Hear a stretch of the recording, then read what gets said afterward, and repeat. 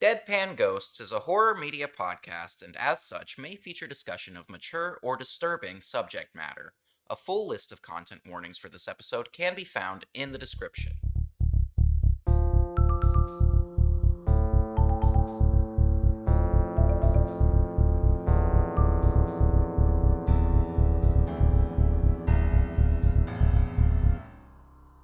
Hey everyone, welcome to Deadpan Ghosts, a podcast hosted by two real-life ghosts. Vernon, that's me, and my ghoulish co-host, Jonathan. That's me. As always, we just floated out of the room in which the people we haunt watch movies, where we were treated to the double feature of the original 1922 Nosferatu, followed by the 2002, that one episode of SpongeBob that has Nosferatu in it. In addition to all that, this month I read the novel Dracula by Bram Stoker. So we have a big show today. There will be timestamps below. We begin with the thing our ghost eyes most recently received, that being the episode of SpongeBob, Season 2, Episode 16, Graveyard Shift. Jonathan, what did you think of this episode? Well, Vernon, I have, of course, seen this episode of SpongeBob before. I've seen a lot of episodes of SpongeBob on TV, haunting various houses. I would have to say this is one of the classics. This is back when Steven Hillenburg really was involved with the show. Everything was still really funny and good. I did notice watching it this time that perhaps being a dead ghost, my tastes are a little advanced beyond SpongeBob, but you have to admire the classic comedy that's going on here, even if it's not like gut-bustingly funny like it is for kids. It's still a lot more quality. And I was busting my gut a few times. I thought it looked amazing. Beautiful art. I think, when I think of the original seasons of SpongeBob, I think of a real rough aesthetic. yes. But this looked fantastic, as good as a brand new episode, I would imagine. Well, by season 2 of SpongeBob, they had cleaned it up a little bit in regards to the animation. But as far as the newer episodes go, I would disagree that they look very good. There's something a little bit lifeless about the way SpongeBob in particular is drawn. His shape has changed over the years, but this era of SpongeBob has the most classic and appealing look, I think. Just watching through the episode, I didn't really laugh, but there were a lot of moments where obviously I didn't really laugh. Well, my gosh, what a scathing review. I've seen this episode a lot of times. I think it was all coming back to me. I like SpongeBob. I don't want to sound like I don't like SpongeBob. I really like SpongeBob. I've got as much nostalgia for it as anybody else. No, yeah. And this is some classic SpongeBob. This episode is all about the Hash-Slinging Slasher. Right. The reason we chose to talk about it is because it is the definitive. it is our first, exposure to the concept of Nosferatu, and many people's, we would say, right? Anybody our age, our dead ghost age, anybody around that age remembers this. And the funny thing is, Robert Eggers, who is the director of The Witch and The Lighthouse and The Northman, he's also doing a new remake of Nosferatu, which is coming out this year, even though there was already a Nosferatu movie last year, apparently, but we won't get into that. But Robert Eggers said, that he wanted to thank SpongeBob for basically reintroducing Nosferatu to a new audience. Did he? That's crazy. Well, I concur. I don't think anybody would really know how to say the word if it wasn't for SpongeBob and Squidward saying it. That's right. And the kind of the new character that comes in at the end of the episode there, never to be seen again, as far as I'm aware. Right. The Hash-Slinging Slasher. Yes, the crash bringing, the flash swinging. I was laughing.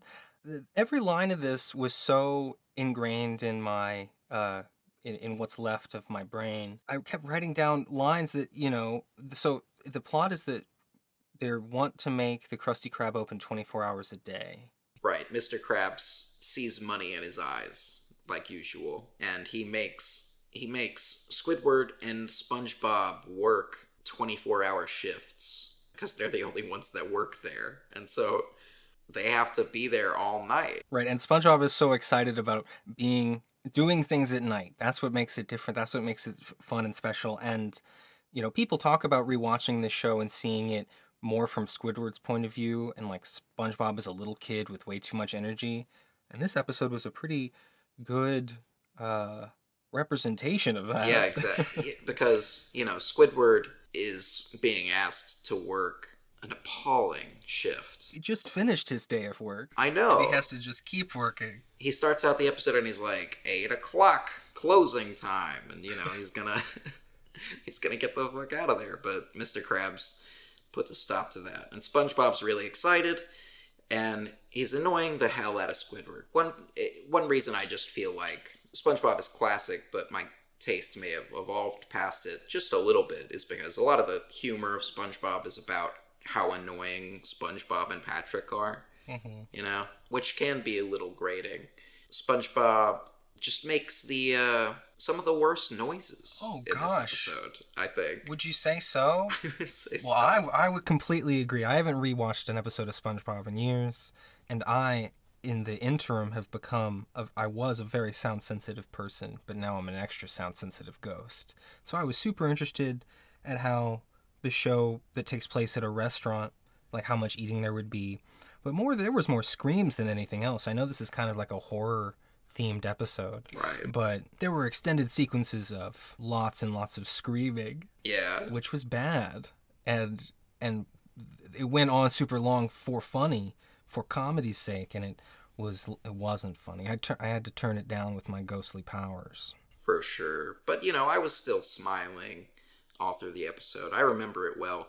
The horror thing is introduced because Squidward is getting so tired of SpongeBob's shit, and so he thinks it'll be funny to tell SpongeBob a made-up story about some kind of scary guy named the Hash-Slinging Slasher. Basically like a serial killer, but obviously SpongeBob it's kind of dance around that a little bit. Squidward says he'll get you. Yeah, he'll just get you. He's a fry cook who used to work there, and when he was cutting the patties... Yeah, this is probably the most violent aspect of it. He accidentally cuts off his own hand because he was clumsier than SpongeBob, as Squidward put it. He was a fry cook just like you. And so after he cuts off his hand on accident, cutting the patties... Well, SpongeBob's reaction to that is like to tear his own hand off, and he says, like this, and he keeps tearing his limbs off and keeps regrowing, which, I kind of forgot was one of his superpowers. Yeah, he's a sponge. He can kind of regenerate, I guess. Probably real sponge activity, because Steven Hillenburg and science, some of the other writers they were fish nerds, yeah. And SpongeBob throws all his hands in the air, and they keep using these hands that he's pulled out of himself for more gags. Yeah, he starts eating them like a thing of popcorn. Yeah, that was a moment of eating. Yeah, I wrote it down in my ghost notes. Yeah, but Squidward tells him this story about how every Tuesday night he comes here, because it happened at this very restaurant on a Tuesday night, and so he shows up every Tuesday night. And the signs that he's coming are the lights flicker on and off. The phone rings, but there will be nobody there. That's one of those lines that, really sticks with you. Right. And then I guess the third rule is that a bus will show up late at night and he'll get off and cross the street without looking both ways because he's already dead. Yeah, I mean, this is a ghost story. Yes, it is. It's very, even though we're covering for Nosferatu, it's very appropriate. And they say that in the 24-hour in the middle of the night, the 3 a.m., that the Krusty Krab is like a ghost town. That's right. And SpongeBob refers to this Hash-Slinging Slasher as a ghostly fry cook. So I was very validated and excited. I guess he got hit by a bus, right? That's how he died. Oh yeah, how grim. Yeah. So there's some grim aspects to this Hash-Slinging Slasher character, but he has a fry cook, a spatula for a hand. That's right. Which is pretty funny. And so SpongeBob freaks out, and Squidward thinks it's funny, but then he's just annoyed by SpongeBob screaming, the screaming that you were talking about. Extended screaming. Yeah, and high-pitched, too. Yeah, Squidward's so annoyed that he's like, I made it up, stop. Please, I'm kidding. It's just a joke. Which was funny. And then SpongeBob starts laughing really annoyingly over and over again. Oh my gosh, it was bad. They double down on the badness. That's the kind of stuff that it does appeal to kids, I think. Didn't they kind of skip several hours and all the signs start really happening? Yeah, and at first SpongeBob is like, oh, very funny, Squidward. And, well, they're both kind of very funny to the other one because they both think that the other one is messing with them now, right? And I think this was scary as a kid, which is when I watched it. I was the demographic. I think it is successfully scary. Maybe a little bit. There are maybe scarier SpongeBob episodes, though. This one is mostly funny. But the lights start flickering on and off. You get this great shot of the dusty light switch with nobody touching it. I loved that. And it's got like a cobweb on it, like nobody's ever touched this light switch. It's so good. I love a close-up in a SpongeBob episode. Right. There are a lot of meme moments right from this episode, internet meme. I think it's pronounced meme. Well, it's this thing they have on the internet. See, I'll update you later about it. Okay, thank you. Vernon hasn't been on the computer with their ghostly powers as much as I have. No, I don't. But everything is explainable by the end. Oh, it all comes together. For a second, they're really scared. The phone call happens, the light switch happens, and nobody's on the other side of the phone when the phone call happens. And then a bus does show up really late, and a guy gets off, and he looks like he's got these evil eyes. Yeah, red, glowing. and they see he's got a spatula for a hand, and he's coming up to the door, and it takes Squidward a moment to convince SpongeBob that this is really going on, because SpongeBob, very stupidly, as SpongeBob is likely to do, thinks that Squidward must have dressed up as the Hash-Slinging Slasher, and he's the one across the street, because he wants to continue to entertain SpongeBob with the Hash-Slinging Slasher joke. And SpongeBob is like, you must really like me. And Squidward says, well, there's a couple problems with your theory. One, I hate you, which made me laugh out loud, Jonathan. For sure. Well, I'm laughing more about it now, but I was smiling pretty much the whole time. Okay. And the second problem is that I'm here. How can I... it is a real stupid moment, but, I don't know. You got to embrace that. Yeah. SpongeBob is dumb. That's kind of like Patrick dumb, though. It was pretty dumb. But then they both come to terms that it's really happening, and they both start screaming in an extended fashion. Even more screaming. And then the Hash-Slinging Slasher supposedly opens the door with his spatula, and he gets to the front, and it's not the Hash-Slinging Slasher, it's just a guy. We actually see that his evil red eyes were his big honker of a nose, and his nostrils just look like angry eyes in the dark. He's got a whole face behind. Yeah, it looked like his hunchback when he was in the shadows, but now it's just his head. Exactly. Yeah, and so he's like a funny-looking character, actually, and he's got glasses and some funny teeth, and he's basically like, can I have a job? I called earlier about it, but I got nervous and I hung up. He says, I brought my own spatula. Oh yeah, I brought my own spatula. And the sleeve goes down, and you see that he's just got long sleeves, so you couldn't see his hand holding the spatula. So everything is explainable. Except something isn't adding up. Squidward is like, wait a minute. If you were the one who called on the phone, and if everything else has been explained, but who was the one who was turning on and off the lights? And then you see a classic shot from the film Nosferatu, which we are talking about today, where the Nosferatu, Count Orlok, is standing in this very iconically shaped door frame, and they've edited it to have like a light switch next to the door. Of a jumbo, massive light switch, and his little cutout arm going sideways on the light switch. Yeah, flicking.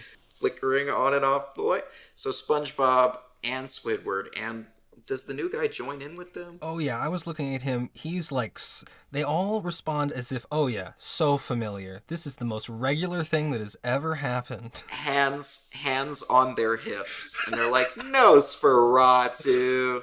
And then they edit this ridiculous smile on Nosferatu's, a mischievous smile on his face. Incredible.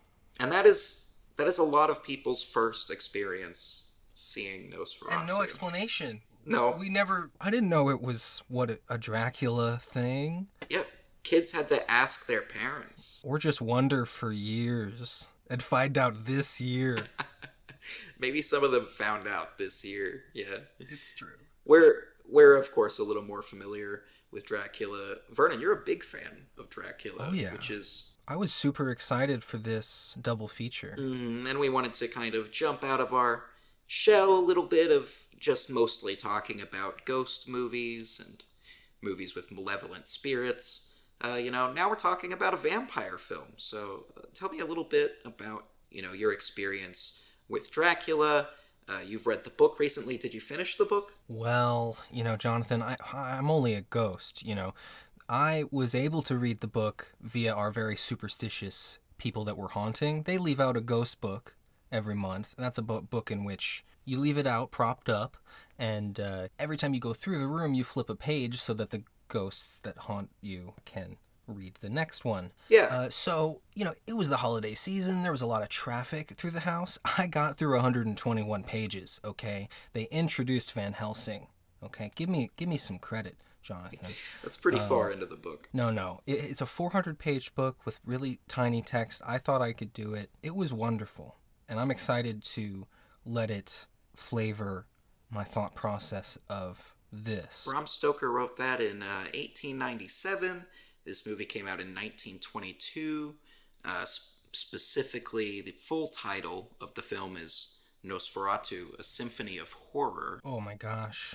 And it is a silent film, originally in black and white, made in Germany. It was a German expressionist film, and Vernon, you are of course familiar with expressionism. Yeah, but pretend I know nothing about expressionism. Why don't you explain it for our audience? Sure. Well, kind of to put it in understandable and layman's terms, expressionism is a modernist art movement from the turn of the century, which grew to its height around the 1920s, especially in Germany. But it was all across Europe, and it started in poetry and painting. But artists would express the things that they saw or express images in a very emotionally driven way without regarding closeness to reality. Items would take on funny shapes, and things would be kind of skewed in expressionist paintings, and that's kind of how German expressionist film is. Wow. Thank you, Jonathan. That was much more than I expected. Not from you, but just in general. For sure. But, what do you think of some of that? This movie is the oldest film we've covered so far. It is, of course, silent aside from the music, which put a pin in that. For sure. I was very excited about its being a silent film, but visually, I think it's almost a lost art form. Yes. The framing and the storytelling that goes into a silent movie, and the acting, the types of acting, which I thought was wonderful. I was super delighted and laughing aloud. There was a lot of reading, a lot of pages of reading text, and I read aloud when I read a book, and so I was I was like, performing this whole time. I was having a great old time. Wow. Right. The acting in the film is very play-like. This is common for the time period. Silent movies had actors acting very big when you don't necessarily need to do that for the camera, but that was just the style of acting at the time. Vaudeville was in fashion, all of that stuff. Actors brought that kind of background with them. Specifically in this film, it does lend a kind of, I want to say, even more expressionist vibes because the emotions are so big and so. Absolutely. I noticed specifically with what might be considered the main character, which is in Dracula, it's Jonathan Harker and Mina Harker, are kind of the two main characters. And here they are the Hutters, double T. That's right. Thomas Hutter and his wife Ellen Hutter. Yeah. And he's so over the top exuberant to see his wife and to go on this journey and to be going kind of on holiday, and you see this I don't know, this love of life that you don't usually get in that character. Usually there's a lot of foreboding when you're going to the castle, like there's some dread building, but he was like having the best time of his life, going to the inn and have I was it was a different take on that character going to their doom in a way, being totally oblivious. He kind of didn't take anything seriously, which was interesting. He's kind of foolish in some ways and like youthful. Yeah, it's so cool that we could read that without much. Yeah. He did a really great job, I thought. Right. Well, everyone and he as well are very expressive in this movie. And I thought while watching it that he's kind of a very plucky kind of German hero, like a very German version of what Jonathan Harker should be to their tastes. They kind of transmute him into a character that is more familiar with German audiences, I think. Maybe there's something going on there, but he's a very plucky and kind of comic, tragic hero at the same time. There's still not a lot of gothic stuff in this film, but the gothic romance is still there a little bit. Yeah, I wrote in my ghost notes that the two characters felt haplessly in love. I don't really know what hapless means, but I wrote it. I just felt that they were playing, desperate to see each other just in the morning, and then finding out they have to separate, being distraught. And it was a real, like watching mimes. It was a beautiful performance to see. Yeah. I think you used the right word there, haplessly. We'll never know. I'm not going to look it up. Too much work to use my ghostly powers to open the dictionary. Oh my gosh, yeah. No, that would be rude. I would appeal to the listener. Any listener who thinks they might have a ghost in your house, please put out some good books for your ghost to read. Is it too much to ask? Is it really too much to ask? But one thing about this movie, as it exists, an adaptation of Dracula that is entirely unofficial and unauthorized. That is why all the names are changed, but made by Germans for Germans on a pretty low budget.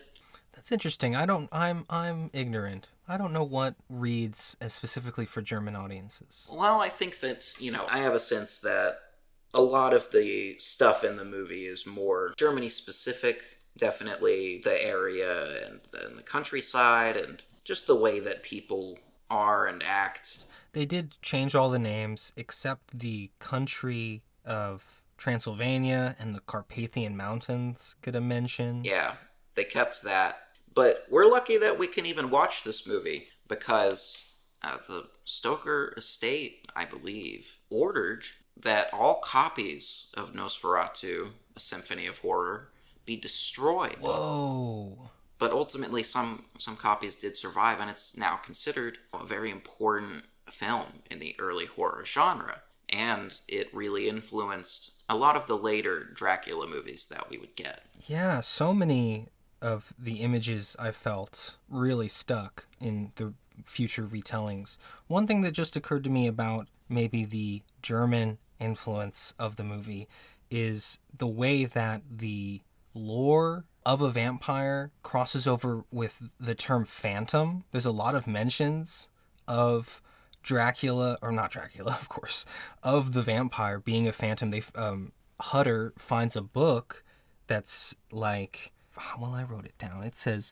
of vampires and terrible phantoms and the 7 deadly sins. And he like yawns at the book. Oh, boring. Yeah, he throws it on the floor. But it later becomes, the source of information for Ellen, his wife. Right. Now, this movie is a pretty straightforward adaptation of Dracula. Other than all that, some stuff might be missing. Even more straightforward than some other versions. It definitely combines some roles. Yes, it combines some roles. It definitely makes it less complicated. The novel is told all from journal entries, so it has a wonderful perspective in that way. I really enjoy the parts of the novel that are written from Mina's point of view, because it has a lot of ignorance to what's really going on, and there's a lot of hinting at what's really happening, where movies really kind of confirm what happens in the middle of the movie. The book kind of just implies, and this movie, being one of the early adaptations, really does a lot of confirming. One of the early classic bits is where there's a stagecoach that comes and picks up Jonathan Harker, and the book only kind of maybe that was Dracula. But in this one, it's like probably my all-time favorite stagecoach pickup scene, where Nosferatu is pretending to be the stagecoachman. I want to frame a still of him on that stagecoach. I thought that was the funniest thing in the world. Super obviously him. When Hutter sees Count Orlok again in the castle, he must be thinking, but you just fucking drove me here. Yeah, I think it's so, like, he appears immediately after. It's, as an audience, we're supposed to feel like he can teleport. Like, that was, like, we're not supposed to be mistaken at all that the stagecoach driver was him. No, yeah. We are supposed to feel like he can teleport. He's like a phantom, like you say. He's a little bit... Yeah, they call the Transylvania the land of the phantoms. That's right. Which I was so, any ghost reference, I was like, it's all worth it. Yeah, some of the, I feel like some of the kind of Middle Europe legends and myths kind of made their way. Yeah, they said the werewolf, and they show this wolf, which felt like, that was not a wolf. It looked like a zebra coyote, but it could, it was from the other side of the world. It was pretty cool. I think the footage of animals, they have some footage of bugs later, like a Venus flytrap or a spider. Really fascinating. Right, well, that ties into the predatory nature of the vampire. There's a professor in the movie, and he is one of the Hutter's friends. Who could say? Not as impactful as a Van Helsing. They reduced the character to the point where it's not really a factor. Pretty much. He's kind of a Van Helsing, but he's not as important. He's mostly here to theorize and then see the aftermath of things at the end of the movie. It's possible that he's the point of view character. A couple of the paragraphs that you have to read have a perspective, like they say I, or as if they've been told the story. Right, I was going to talk about that. Like how the book is written in diary entries. It seems like this movie is being narrated to us through intercards by somebody who is being told about this story from several individuals, including Hutter. Which I thought was pretty interesting, yeah. Which is interesting, yeah. Right, I wrote down the line that in the card, he said that Hutter saw visions, haunting dreams that he so often told me of. And I wrote that down like, oh, that really reveals, an interaction. Yeah. So whoever is narrating the movie through this intertext, there is a sense that it's a little up in the air, you could argue, a reading that, maybe all of this isn't true. I don't know. But it's interesting that it would go for that effect of a story that was pieced together from multiple accounts. Yeah, I think that was a good way to adapt that element of the book and give you that feeling without having, it say this is the journal of this person. Yeah, so we've got, some differences with the book and the movie, but after seeing how much Thomas Hutter and his wife, Ellen, love each other, we get introduced to another character. Yeah, Knock. And he is a combination of the boss who hires Jonathan Harker to go on the job, and then Renfield, the famous servant who has gone mad. That's right. And it's a pretty iconic, he's not Renfield, he's Knock, but it's a pretty iconic. Yeah, this Knock guy was scary, giving great face. Was eyebrows. I in my ghost notes, I drew a picture of him without looking. I was staring at him on the TV, and I did his eyebrows and his little poofs of hair on the side. Very impactful image. Wow. You used your ghostly powers for that. I know, I'm almost out of ectoplasm. Yeah, for the day. That's, well, that means something, It must have really hit you. But he's great. But he's reading this letter from Count Orlok, and he is already completely, taken over. And he commands that Hutter goes. Mm-hmm. He goes to Transylvania, and it makes his wife, of course, very anxious. She's described as anxious by the movie a lot. Yeah, in text. And he reassures her that it's going to be all right. He's going to make good money. I guess, we don't get any of these lines, but Isn't that interesting? You were just you were just summarizing what they were saying. I was filling in. Right, but that's what you do, because not every line is given an intertext card. They want you to just kind of pick up on what's going on. It's pretty cool. It's an active watching experience. It is. All the performances really good, out there, but really good. And they help to create just a strange atmosphere. They do start to send actual letters. Hutter gets there, and his first afternoon in the castle, and he's walking out on a balcony thing, breathing in the air, loving it. He's really loving it. And he's writing about the mosquitoes, how there's 2 mosquito bites on my neck. Yes, this is. I loved that. I early in his stay with Count Orlok, he finds these 2 bites on his neck, and he's like, "Oh, this must be mosquito bites."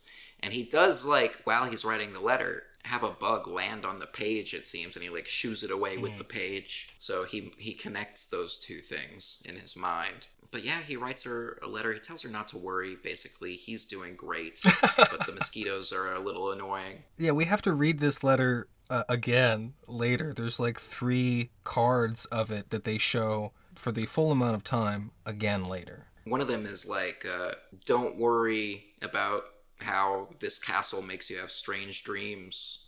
It's whatever. Yeah. Because the previous night, it's the feast scene that is in most Dracula adaptations. Yeah, we do get one scene of eating. Even though it's a silent movie, he does eat. That's right.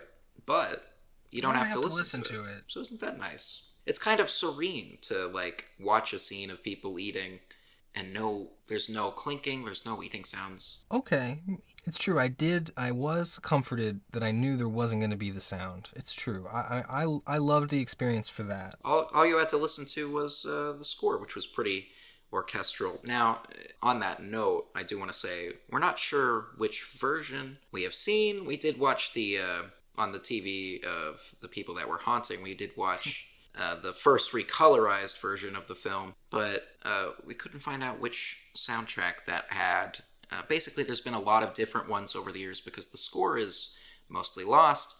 Because back when silent films used to get released, they would just have an orchestra play the music in the pit under the screen. That sounds freaking amazing. They did at the Berlin premiere of this film. They had an orchestra playing. Oh, that's sick. You did tell me before we watched that there's many different attempts, many different composers. The original composer was Hans Erdmann. He did the music. It's just that most of that isn't around anymore. Some people have tried to kind of do their own thing with it, and some people have tried to kind of rebuild what Erdmann made for the original soundtrack, but I believe only parts of that remain. So I'm unaware of which one we watched, but it was pretty orchestra based. It was very I wouldn't say that all of it necessarily meshed with the movie great, but it was all pretty good. Some of it was a little bit too maybe fun, I guess. Like hijinks music. I agree. I thought that a lot of it was too whimsical. A little whimsical. That's exactly the word I was looking for. Thank you, Vernon. Maybe some of it was appropriate. I think that Hutter was being whimsical, and so I liked those elements. But the specific, when it's trying to be a horror movie and when it's like the big scene of Orlok in the doorway, I did find myself judging the music as like, I don't know if I like this so much, so maybe my brain wants to say, well, this probably isn't the original music. Probably. Well, certainly not. But this movie was not allowed to be shown everywhere because it was so horrifying. Yeah. So I could imagine if there was no music in those scenes, that it would have been way scarier. It's all about casting, and apparently Max Schreck, who is the man that played Count Orlok, he is not the first guy they wanted to play the part. What? I don't know who they wanted to get otherwise, but I believe that information is out there. Some other German actor from the time, probably. Probably. But they got Max Schreck, and he's got these long ears and the bald head, and he looks kind of emaciated for the role, frankly.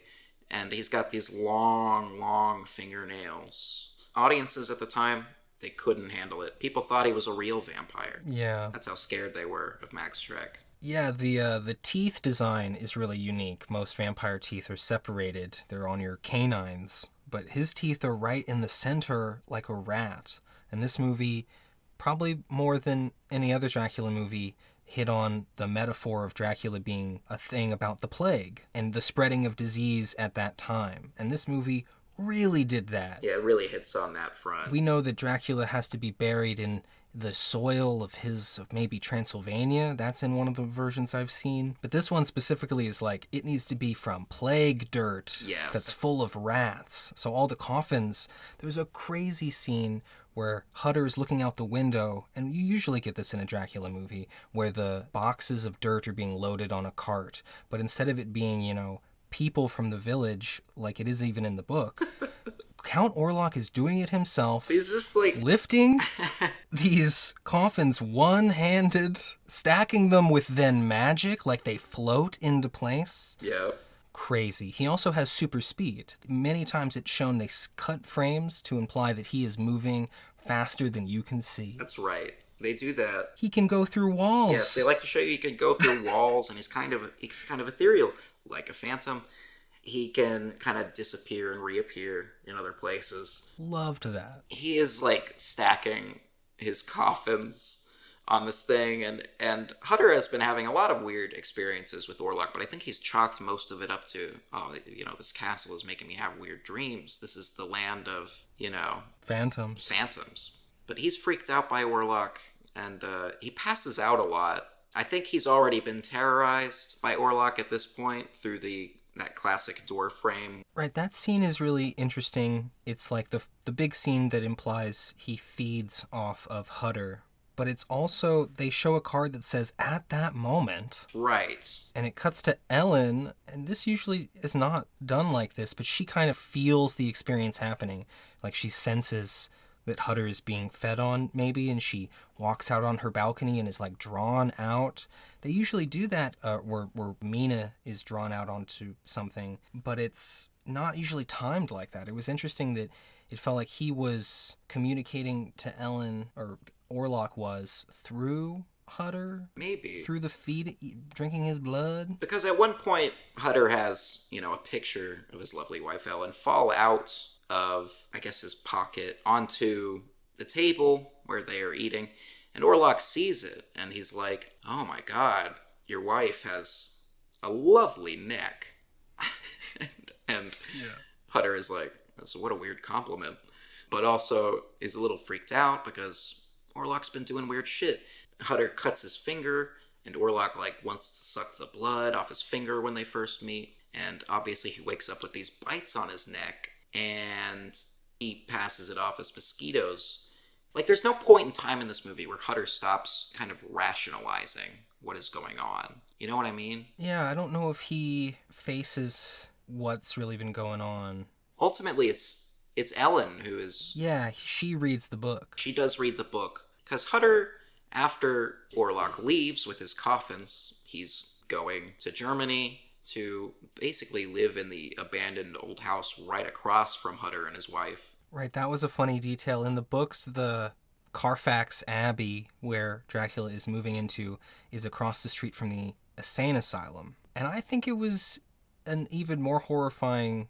I think it was better in this to have him be like, I'm going to move in the house across the street from you. Yeah, but that's brought up also by Knock earlier, who suggests it and points it out and is like, you can move him in right there, which is funny to me. Yeah, it was funny, but I thought it was somehow scarier, or made me more excited for the second half of him being the scary neighbor instead of just moving to any house that, okay, it's the insane asylum, whatever. He kind of watches from across the street and bides his time. Yeah, that was so scary. There was like a wide shot of the house where I thought I saw him in the window, but I wasn't sure. And I think that kind of stuff is the scariest thing you can do in a movie. Maybe it was in your ghost head. Yeah. But there's a lot of, and we're going to kind of like roll through this a little bit because there's a lot of time spent in the middle of the film here. It's in 5 acts. But for one of the acts, it's mostly Ellen feels like something is wrong and is waiting for her husband to get back. He escapes from the castle, but he like has a bad fall and is hospitalized briefly. But then he leaves and he goes on a journey back home to find his wife because he loves her. He's got to get back to her. And so it got a little boring. It got a little boring in the middle there. Yes. Like Count Orlok gets on the...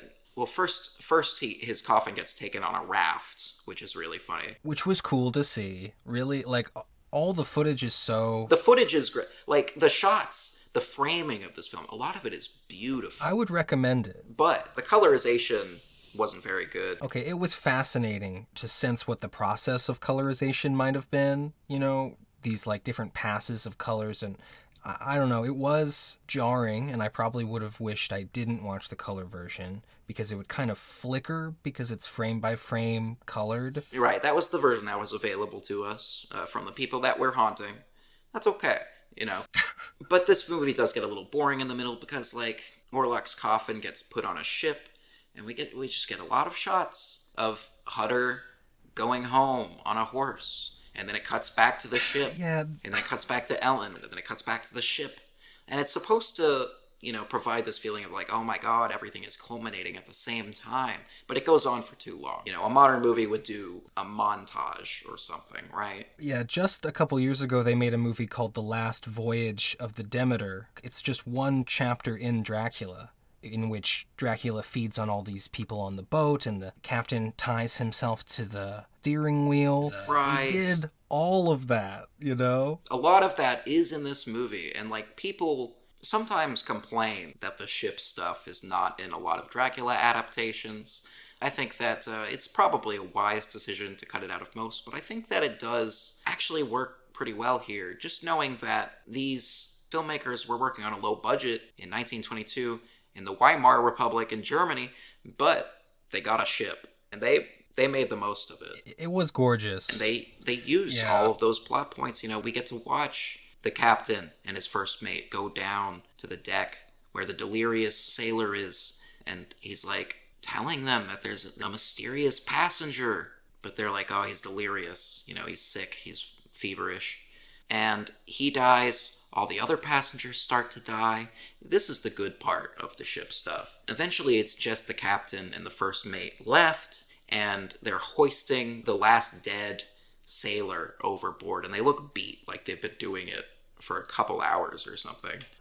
And then the first mate grabs an axe, and he's like, I'm going down to the fucking lower deck, and if I'm not back in 10 minutes...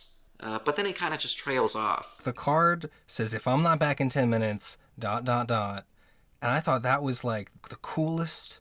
This movie is so freaking cool. They don't have a lot of chances to put these intertext cards in there. And of course, we were watching the English version where most of the intercards are English versions. I think they try to keep to the kind of font and style of the original film. But sometimes they would pull out, like, a letter or, a page from a book that you were just supposed to read, and there would be... Yeah, some squinting, some like, oh Well, boy. some nice little subtitles at the bottom, because some of those were written in German. Yeah. The boat stuff is really important in this movie because of the rat metaphor. Like, rats coming in boats and bringing the plague. Rats pour out of the hole in the deck. I loved all that. A big thing about this new Nosferatu movie, like, that they're selling it on, is that Willem Dafoe did a scene with 5,000 rats. And I get why if you watched this movie and you wanted to adapt it, you'd be like, let's really focus on the rats and the plague. That is kind of an exciting thing to hear, because there aren't that many rats in this movie, but they do have some rats. In the Francis Ford Coppola one, at one point, Dracula turns into a pile of rats that splats on the floor. Oh yeah, I forgot about that. Usually Dracula has multiple forms. In the book, off of the boat, a dog jumps, and it's implied that Dracula is this dog. And they didn't do that, but I kind of like it being focused. They didn't have the bats or anything like that. I like him being tied to rats, him looking like a rat. Right. It's Western Europe, and they're very going hard on this Black Plague thing. That takes the form of most of it, but even though Count Orlok doesn't transform into any animals, he is compared to a few animals. He's compared to the Venus flytrap, which I still really don't get. It's a carnivorous plant, which is like neat and kind of a scary concept. Yeah, at the time, I imagine that's the only time anybody ever saw it, and it was fantastic footage. For sure. So stop complaining, Jonathan. It is fantastic. I like all that stuff where the professor is looking at like a microbe or something like that with tentacles, and it eats another little tiny organism. Yeah, he says like a vampire, no? He says it's ethereal, yeah, like a phantom. Right. I wrote that. Transparent, almost ethereal, like a phantom. I was so excited about all these ghost things. Yes. We were, like, pleasantly surprised by a few ghostly references, some kind of sense that... The word ghostly, I wrote, they said they referred to the evening light as ghostly in one of the cards. Yeah, a lot of stuff like that. There was also some demon references. They referred to the hellish elixir of blood. Yes. And a demonic nightmare. Well, oftentimes vampires are supposed to be something that is kind of from hell, or at least having some kind of allegiance to it. Vampires are related to hell in a lot of stories. He's referred to as a death bird. Death bird, yeah, that's an interesting one. At the beginning and the end, and the story is kind of framed by this narrator who we're maybe unsure of, but it's kind of the Van Helsing character. He refers to the story as like a story of a great death. Right. And that he ties the death bird back at the end, but I guess we'll get there. Yeah, this is very interestingly done. The ship comes back, and Count Orlok is the new captain of the ship, it says. Oh, that was so sick. That was the end of an act. Like, the ship has a new captain. And now he's come to shore, and he's getting off the fucking ship, but he kind of, like, sneaks off, and people investigate the ship, including the doctor and the professor, right? Professor Bulwer and Professor Sievers. I'm not sure if I'm saying that right. Sievers. They are kind of summoned together after the ship is checked. They find the dead captain. Yeah, that was the most boring scene. I remember being like, dang. Well, I am bored.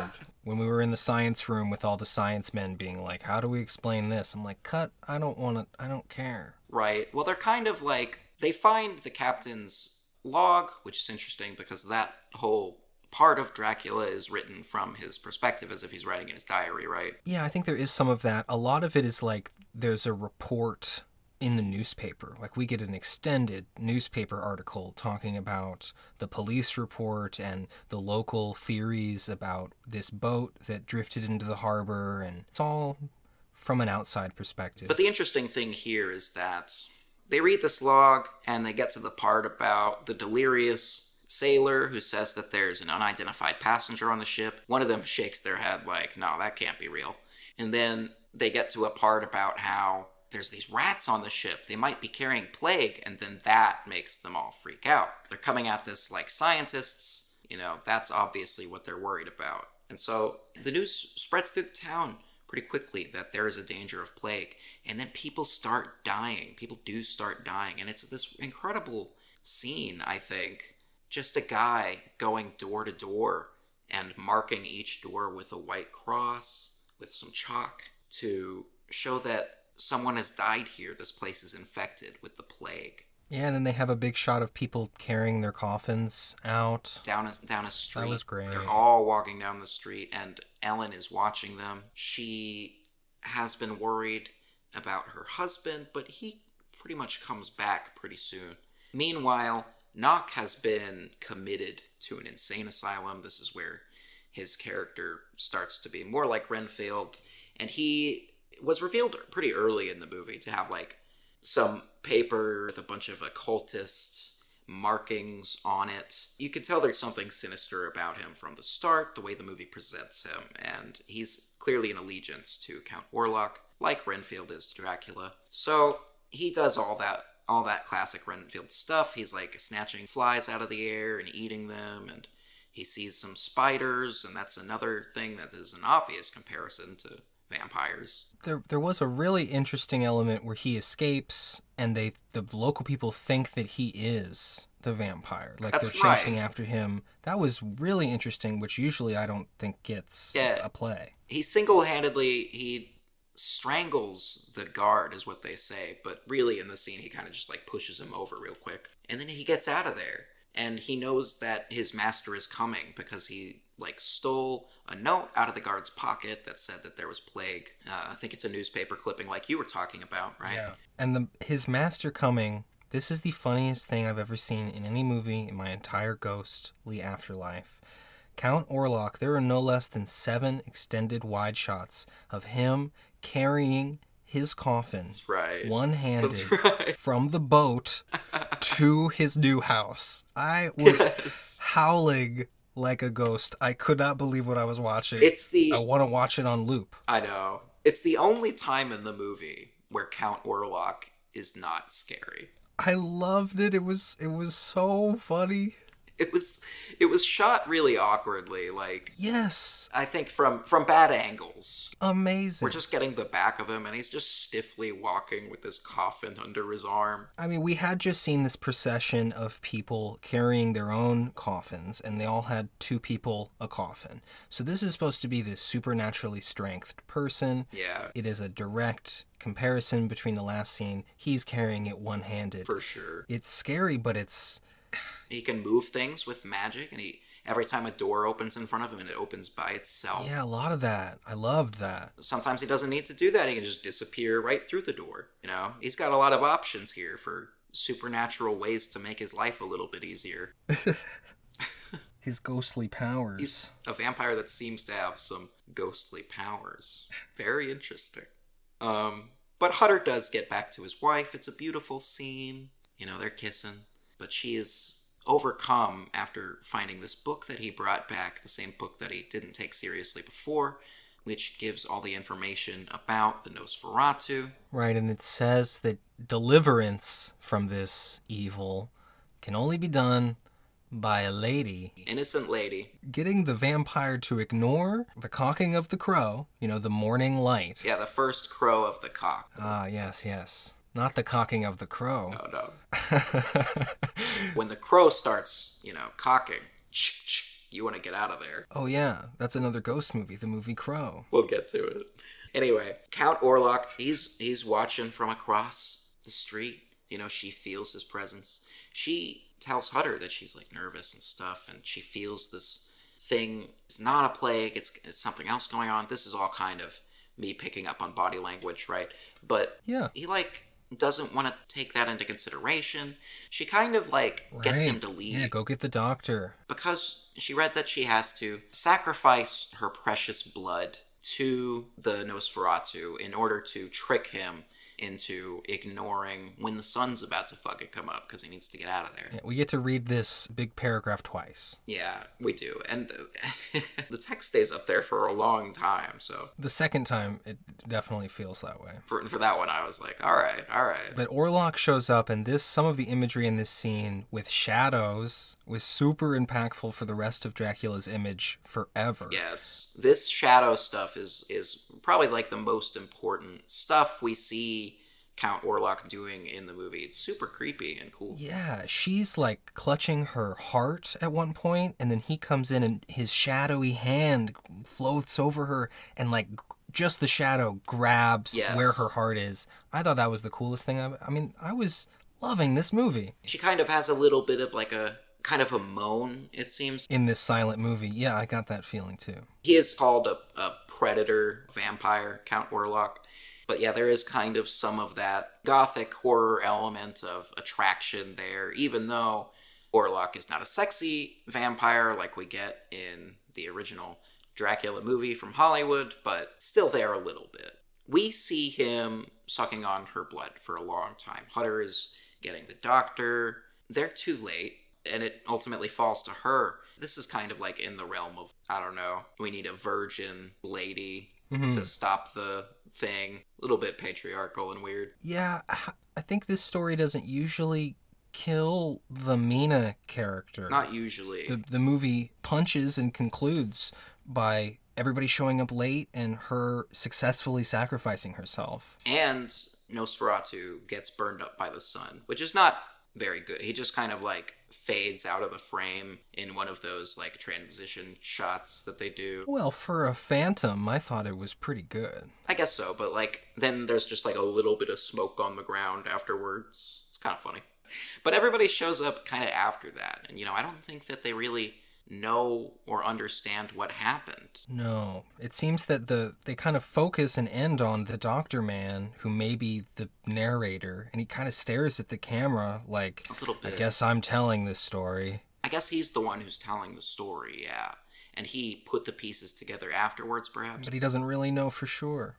And we don't really know for sure if he's the one who was narrating or not. But yeah, the movie ends by kind of saying that the plague ends there, and so it wasn't the Black Death. It was some kind of vampire plague. In any case, the plague's over, and Ellen kind of is the only one who could save the day. So she did. The whole plague element, I think, her dying is a good thing to support that feeling. Because when you got the plague, you died. Yes, that is true. And I think that largely it's mostly about that.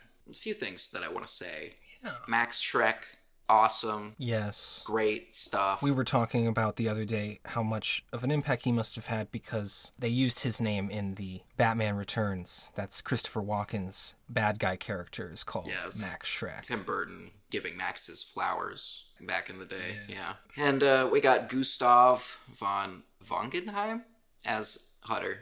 Greta Schroeder is the one who played Ellen. Her face is so good throughout the entire movie. Yeah, I agree. She's really fantastically expressive. More than anybody else, I think, in the film, the little emotions come through in her, as well as the big ones.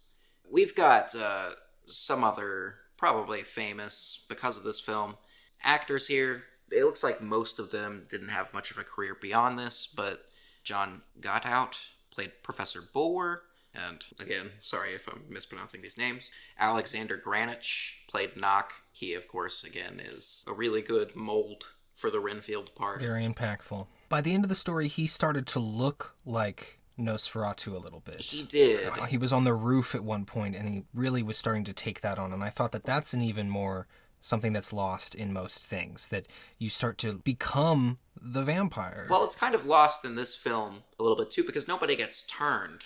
They just die. No, but I got that feeling from Knock. Yes. And I liked that vibe. So it's there a little bit.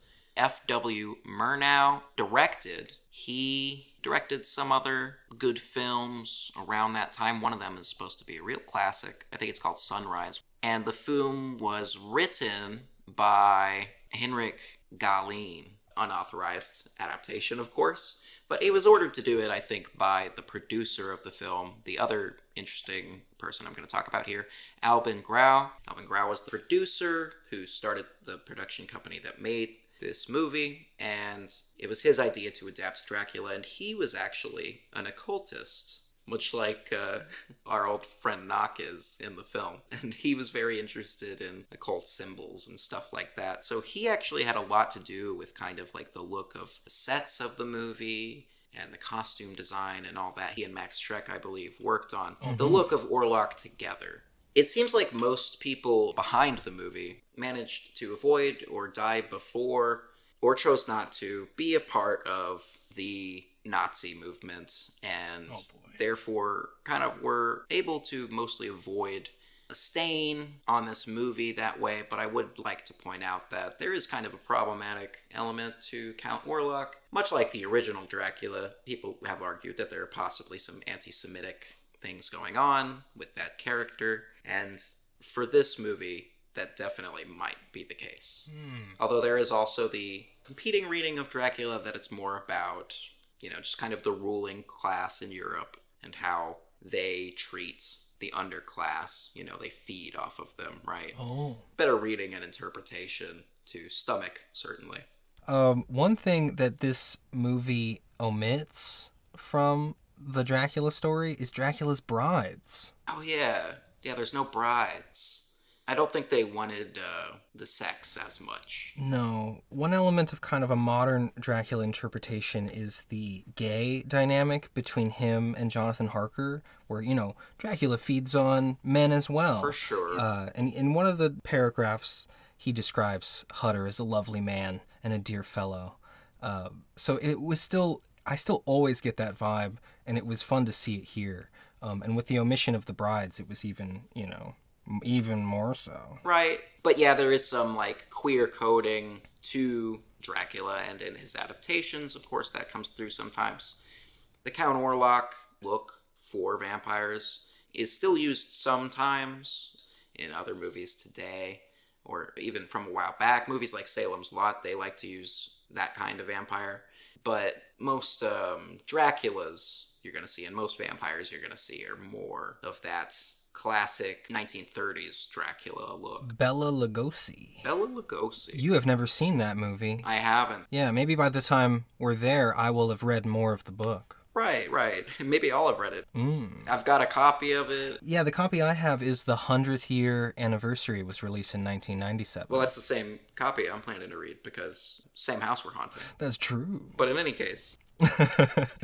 Yeah, I really liked it. The only version of Dracula I'd seen before was the Francis Ford Coppola version, which I do really like. But yeah, this one was an experience, and it was a little bit boring at times, which can happen with silent film, but mostly pretty great and entertaining, actually, and delightful, and a little bit spooky, a little bit funny sometimes for our modern ghost sensibilities, but, it was just a great ride. Bit of a anticlimactic ending, maybe. Oh, gosh. Well, because I didn't think that Ellen would die, I was properly climaxed. I was like, whoa. Right, that is climax. I just think that in an adaptation of Dracula, he's never died so easy. You know what I mean? Yeah, he's like, what time is it? Oh. Shit. That's it. She got him. She tempted him with her precious blood. So now that we've seen this, why do you think they put him in that SpongeBob episode? God, I really and truly and honestly couldn't tell you. It's one of the most random things I think SpongeBob ever did. All right, well, I have some clarity to provide, because I have one job, and I did it. It's the dates section, or famous dates section. Hell yeah. I only have one date. The episode of SpongeBob came out in 2002, 80 years after this movie, on September 6th. Okay? Okay. Max Schreck's birthday is September 6th. Wow.